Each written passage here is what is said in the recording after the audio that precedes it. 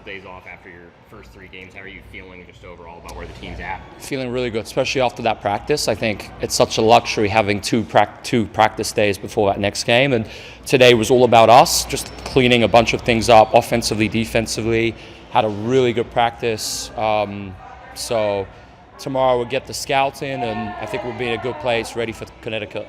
Is that something that's been a little bit of an adjustment for you coming here from the NBA? Because like with the NBA, it's like game every other day or back-to-backs. Or there's very few back-to-backs in the W. There's like maybe 2-3 games a week at most. Yeah, you nailed it, Sean. I think it's actually a luxury because I feel that's our biggest strength is the practice prep and what we do in the practices to prepare.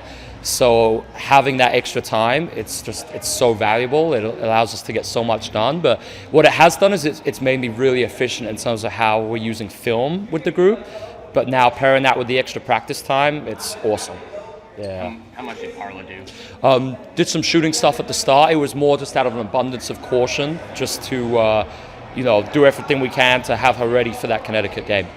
So you have any sense yet of whether she's going to be able to? Yeah, looking, I think responded well today. So I think it's just a case of how she comes back tomorrow after all the treatment, the shooting stuff we did today, and try and progress her so she's ready for that game. And then what about Carly? Is she still a little bit away?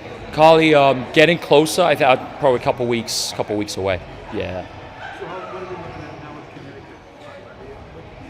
What kind of team are they moving forward, correct? Yeah, I think we've kind of seen it in the league this year where it's going to be competitive throughout. They pushed Vegas. I watched that game. It was I think anyone can be anyone on a given night. So we've got to be prepared. We've got to be ready to execute.